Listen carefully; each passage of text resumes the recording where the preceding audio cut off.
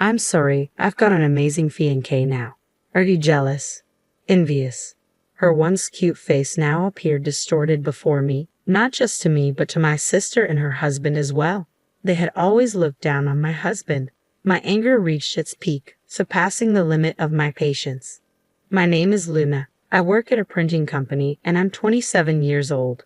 Although I work with printing, I'm not operating large machines. I work in the design department, crafting various flyers and catalogs while listening to customer requests. Recently, with the advancement of stylization, the number of prints has decreased, but the design work remains busy and rewarding.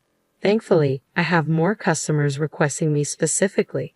The flyer for the recent Christmas event was a big hit. It was so cute. Such compliments truly make me happy. This job feels like a life purpose for me. I thought I would remain single, dedicating my life to work until one day my father was hospitalized for appendicitis. During a visit to see him, a young doctor named James approached me and asked, "Hello, are you here to visit someone?" It turns out he is my current boyfriend and recently became my fiancé. You never know when and where life will bring unexpected encounters. Despite being devoted to work, as soon as marriage was brought up, I found myself buying wedding magazines. I guess I'm also getting carried away, sitting in the living room flipping through a magazine while having tea. Then it happened, a hand suddenly reached out, snatching the magazine away. "Hey, wait a minute. What's this?" "A wedding magazine. Why are you looking at something like this?" "It has nothing to do with you, Mary," I said as my younger sister took the magazine from me. "You getting married? Seriously? Look in the mirror first, will you? You should know your place. You don't even have a boyfriend, let alone getting married." On the other hand, she continued, "I've never been without a boyfriend. Oh, speaking of which, my current boyfriend." Mary always had this habit of bragging about her boyfriend. Unlike me, with my plain face, my sister has always been cute and popular. People around her always indulged her, except for our parents and me. Everyone around her was always a yes man. As a result, my sister started thinking of herself as the center of the world. The arrogant sister I grew up with began looking down on me. "Stay away from me. Your face might drop off on me. No matter how much you study, what's that brain of yours? You won't catch a guy. Why don't you give up on pointless efforts?" Oh, I got asked that again. It's so tough being popular. I envy my sister, who doesn't get any attention at all. She would continue saying such things, even if our parents scolded her severely. It was already too late. Her personality remained unchanged, and the verbal abuse towards me never stopped. Growing up, my sister now refers to me as you. Tired of my sister bragging about her boyfriend, I sighed and mustered up the courage to speak. "I do have a boyfriend. In fact, we're engaged. We're getting married soon, so I'm looking at wedding magazines." My sister's movements abruptly stopped at those words. After staring at me intently, she smirked with a sarcastic smile. "Oh, really? So you managed to find a guy? What's so great about you anyway?"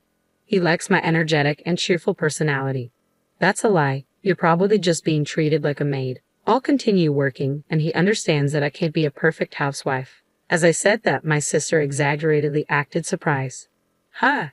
You're getting married and still planning to work? How quaint, marrying a poor man." Her words struck a nerve. She just couldn't stop looking down on me. "Money is not an issue. He's a doctor, so there's no problem with income. I just want to continue working."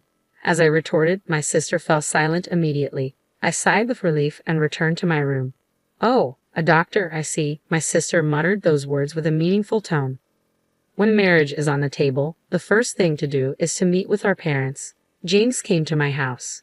After greeting my parents, the relaxed atmosphere instantly changed the moment my sister appeared. "Oh, is that the person you're engaged to? Quite handsome, isn't he, Mary? Weren't you out?" I interjected. Of course, when my sister's fiancé is coming, I had to cancel my plans. Unbeknownst to her, I was relieved that she wasn't there by chance. It was because I had a bad feeling about it. It had happened several times in the past. When I was still a student, my sister stole my boyfriend. After becoming a working adult, I didn't have a boyfriend, and my sister kept making one after another, so such a thing didn't occur again. Although I felt uneasy about my sister coming back, she had grown up as well. I wanted to believe that she wouldn't do something like stealing my fiancé. My sister was oddly close to my fiancé. I couldn't help but notice a blush on James's cheeks. My bad feeling. Can we pretend that engagement never happened? I've decided to break up with you and start dating Mary." My sister's words hit the mark perfectly. Never did I imagine that even as a working adult, my boyfriend would be stolen by my own sister. "I'm sorry I took your fiancé, but it can't be helped, right? After all, I'm cuter and more charming, and James' pursuit was so intense." "Oh, being cute is such a crime." My sister's words, far from an apology, dripped with condescension. Beside her, James, once my fiancé, laughed and said, "Seriously, who would have known that you had such a cute sister? If I had known, I wouldn't have gotten engaged to you. It's a good thing we're breaking up before getting married." The moment I saw that twisted smile on his face, any feelings I had for him vanished without a trace. All that remained was a sense of disgust. "I'm glad I didn't marry someone like you, a man who easily moves on to another woman. Here, take Mary as a parting gift. You're just a sore loser. Seriously, you're not attractive at all. I'm not saying this out of spite, but I genuinely mean it." It seemed that the two of them, lost in their own delusions, didn't understand how I felt. "It's a waste of time being involved with you two. Goodbye. You're just making excuses for losing. You're the waste of time here. I never want to see you again. Goodbye." They left, looking down on me until the very end. After that, due to my enraged parents, they were banned from seeing our family, so I never met them again. However, I heard through rumors that they got married, but I don't really care anymore. 3 years had passed since I parted ways with my sister and her husband, and I turned 30 while diligently working as ever. In the midst of it, there was one customer who took a liking to my work and became a repeat client. His name was William. As we talked during work, for some reason, he asked me out for a meal, and then he asked me out on a date. On one of our dates, he asked me to be in a relationship with him. Honestly, I was really happy. William seemed very sincere, and I believed he wouldn't repeat the same mistakes as my previous boyfriend. But deep down, my sister had become quite a trauma for me. Maybe, just maybe, somewhere it bothered me a little. So, I decided to be honest and told him about my sister, about my former fiancé. I even showed him a picture of my sister and looked at his reaction. But even after seeing her photo, his expression didn't change at all. He casually glanced away from the photo and gave me a gentle smile. I know it might sound strange to say this, but I used to be quite popular. I've met many women who were cuter and more beautiful than your sister. But for some reason, none of them sparked my interest. I used to think that maybe I would remain single and unmarried for the rest of my life, but that wasn't the case. "What do you mean?" I asked, curious. "I believe that due to my line of work, I have an eye for people. No matter how beautiful someone is or how well dressed they are, they can't match their inner beauty. I realized that when I met you, Luna." What do you mean?" I stammered. "I thought you were shining brightly," William said sincerely. "When we talk about work, you're vibrant and beautiful. I thought you were wonderful, not just during work, but when we're having a meal or going on a date. You always smile and enjoy our time together. I could tell that you genuinely enjoy life," William confessed earnestly. "And I thought you were dazzlingly beautiful." What? Wait, this is so embarrassing," I stuttered in my flustered state. But William continued, undeterred. "Luna, you're beautiful, more beautiful and charming than anyone else. I've never met a more wonderful woman than you. Please consider being in a relationship with me, with marriage as a possibility. I truly mean it from the bottom of my heart." "Stop, it's too embarrassing. I can't take it anymore." I blushed and tried to stop him. But William's words didn't cease. In the end, even after agreeing to date, he continued showering me with such heartfelt words for a while. So embarrassing, I thought to myself. 1 year later, William and I got married, becoming a happily married couple. Our newlywed life was going well, and I felt like we became even closer than before we got married. We shared household chores whenever we could. Since my husband had been living alone for a long time, he might be better at housework than me. His homemade meals when I was tired were incredibly delicious. On our days off, we often went out together. One day, on a day off when he said he wanted to look at furniture, something unexpected happened. It was the reunion with the devil that felt like a nightmare. "Oh, well," I thought as I saw a plain-looking woman. "It's you." I heard a voice from behind as I was looking at the bedding section. I didn't need to see her face to know who it was. Even though 4 years had passed since we last met, there was no way I could forget her. Mary, my sister, stood there, and beside her was my former fiancé, James. My sister's features seemed sharper than before. Was it due to age, or had her personality simply come to the forefront? Standing beside her, James wore a smirk. though it seemed he had lost weight. Meeting you here, huh? What are you doing? My sister asked, her tone dripping with condescension. Nothing special. I just came to look at furniture, I replied evenly. This place has a lot of imported goods and is expensive, you know. It's not a place for someone like you. I'm tired of your condescending attitude, James chimed in, stating beside her. Exactly. If someone like you keeps coming and going, it will lower the store's value. We might be mistaken for being poor too. Just go home already. Their rude remarks irritated me, but engaging with them would be a waste of time. I maintained my silence. However, it seemed my attitude didn't sit well with them as my sister and her husband's voices grew louder. I hate it. Our precious high-end store is ruined. Why would such poor people come here? They can't afford anything anyway. That's right. Poor people. Go home, they continued loudly. Other customers and store employees glanced at us, wondering what was going on. Fed up, I took my husband's hand and tried to leave. But he didn't move. Finally noticing my husband's presence, my sister and her husband looked at him. Oh, what are you to her? My sister asked, her eyes widening.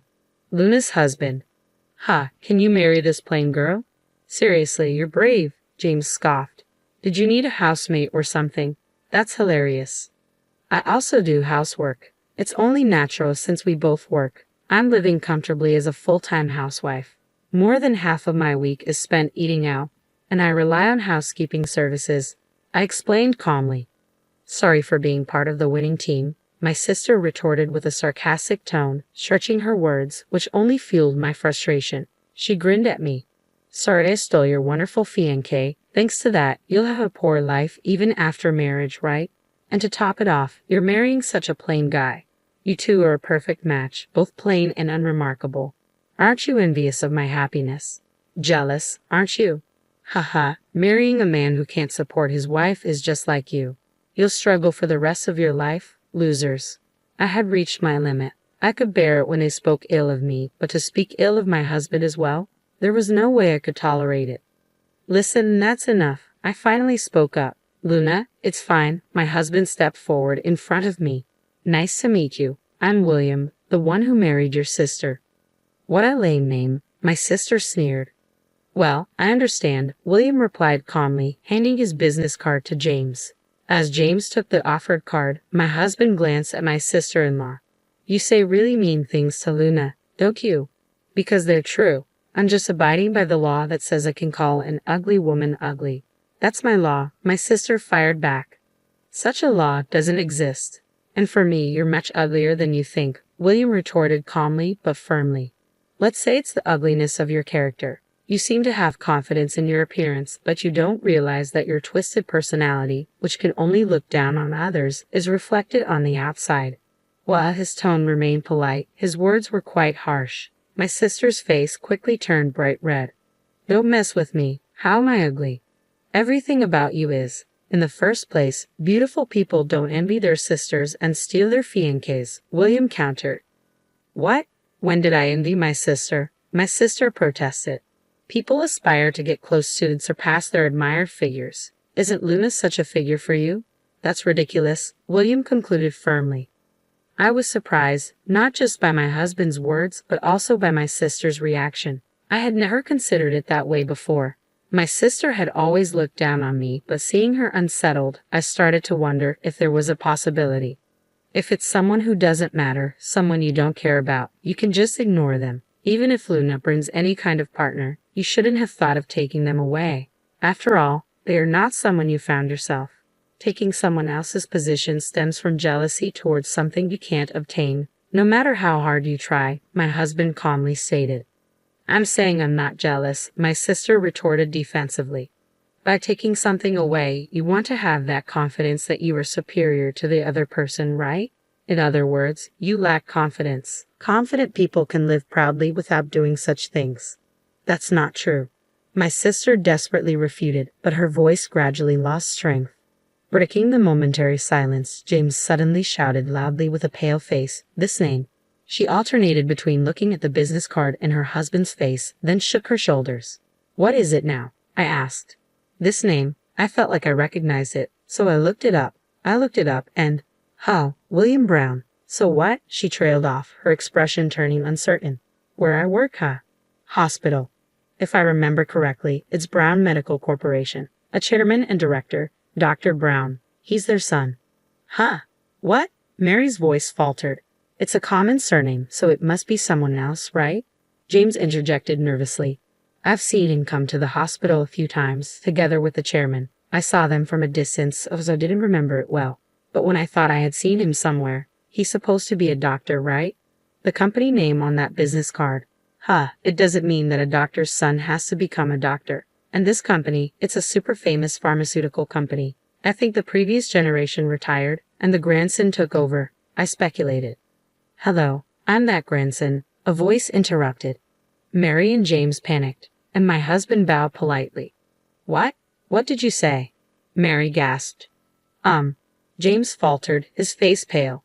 My husband calmly explained, I met Luna through the work I was doing until I took over my grandfather's job. I've heard about you, but it's beyond imagination how cruel you are, I interjected, my voice steady. Well, that, James stammered, shifting uncomfortably. My husband shifted his gaze from my speechless sister to James. A job of helping people requires empathy, but instead of showing empathy, you look down on and ridicule others. Who would want to be treated by a doctor like that? Oh, well, it's just a misunderstanding, James attempted to explain, his face growing even paler. However, in the next moment, my husband's eyes widened with anger. No need for excuses. I'll let my father know about you. Just wait for the consequences. James exclaimed, desperation evident in his voice, while my sister remained stunned. Ignoring their pleas, we turned our backs and left. I knew deep down that we would probably never see them again. With that thought in my heart, I continued walking, refusing to look back. After that incident, James didn't get fired, but he faced a significant pay cut and was removed from responsible tasks. His arrogant attitude towards others and his cold demeanor with patients led to him receiving cold stares from everyone around him. Eventually, unable to handle the situation, he quit his job, leaving under a cloud of rumors within the hospital community, which made it difficult for him to find new employment. He struggled with unemployment in the aftermath. As for my sister, it was revealed that she had always been reckless with money. Despite her high salary, her life became increasingly challenging. This stress visibly affected James, who began to look emaciated rather than just thin. In response to his pay cut, my sister quickly decided to divorce him, believing she could easily find another man. However, things didn't go as planned. When we met again, my sister's once cute face had hardened, revealing her true character.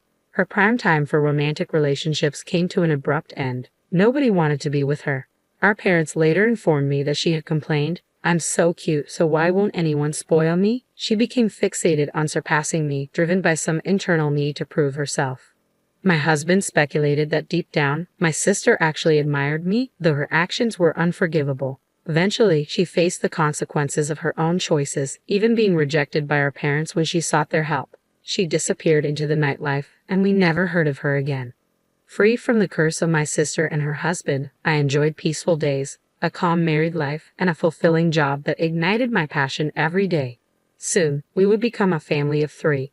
As I gazed at the computer monitor, I gently rubbed my growing belly, filled with anticipation for the future.